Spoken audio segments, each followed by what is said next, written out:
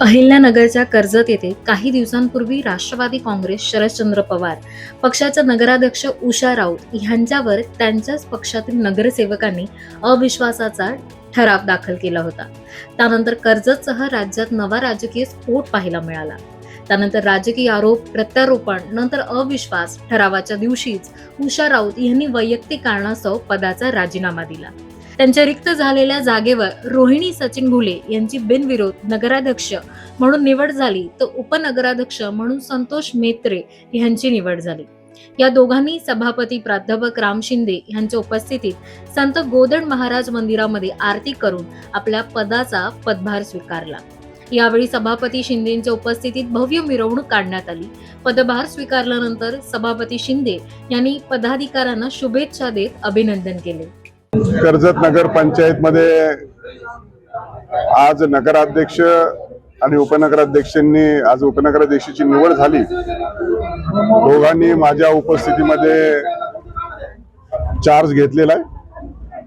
दोघेही आपल्या पदावरती विराजमान झालेले आहेत। कर्जत नगर पंचायतच्या निवडणुकीमध्ये निवडणूक लागल्यापासूनच कर्जत नगर पंचायत चर्चेत होती, परंतु जेव्हा निवडणूक लागली तेव्हापासून ही निवडणूक चर्चेत होती। विधानसभेची निवडणूक पार पडल्याच्या नंतर निश्चितच गावातल्या समस्या, नागरिकांच्या समस्या आणि एकूणच नगरसेवकांमध्ये असलेला असमन्वय आणि नेतृत्व याच्यामध्ये ताळमेळ घालण्यात आणि नगरसेवकांना एकत्रित ठेवण्यामध्ये सबसे अपयशी ठरलं आणि नगरसेवकांनी उठाव केला। 15 नगरसेवकापैकी 11 नगरसेवक फुटले आणि भारतीय जनता पार्टीचे 2 नगरसेवक आमच्या बरोबर होते आणि म्हणून 13 नगरसेवक मोठ्या मताधिक्याने लोकशाहीमध्ये 3/4 बहुमत असताना देखील अविश्वासाची तरतूद नव्हती आणि म्हणून राज्य सरकारच्या माध्यमातून लोकशाहीमध्ये 3/4 बहुमत असताना देखील अविश्वास आणता येत नाही ही बाब निदर्शनास आणून दिल्याच्या नंतर राज्याच्या मंत्रिमंडळाने माननीय मुख्यमंत्री महोदयांच्या नेतृत्वामध्ये अध्यादेश जारी केला आणि त्या अन्वये अविश्वास दाखल झाला।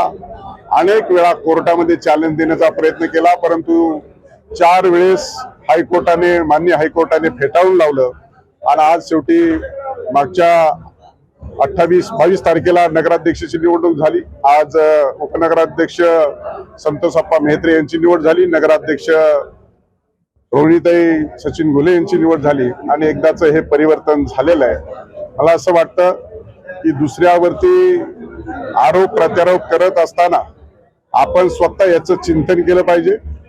निवडणुकीच्या अगोदर अनेक लोक सोडून गेले, निवडणूक झाल्यानंतर अनेक लोक सोडून चाललेत आणि म्हणून कर्जत आणि कर्जतच्या उपनगरामधील जनतेच्या मनामध्ये काय आहे, मला विधानसभेला जवळपास 1,500चं मताधिक्य या 17 बूथ मध्ये मिळालं आणि म्हणून निश्चितच मी या जनतेला उत्तरदायी आहे आणि या नगरसेवकांनी जी भूमिका घेतली त्या भूमिकेचं समर्थन करत राज्य मंत्रिमंडळाच्या माध्यमातून अध्यादेश काढून दोन्ही नगराध्यक्ष आणि नगरसेवकांची आज निवड झालेली आहे। अजूनही ते त्याच पक्षात आहेत। प्रतीक्षा आहे की आता माझ्या समवेत माझ्या उपस्थितीत त्यांनी पदाचा पदभार घेतलेला आहे। निश्चितच आता कर्जत नगर पंचायतला गेल्या 3 वर्षामध्ये नागरिकांना जो त्रास झालाय तो त्रास दूर करून एक चांगल्या गतीनं या शहराचा विकास, थांबलेला विकास पुन्हा सुरू करण्याची भूमिका पार पाडणार आहे।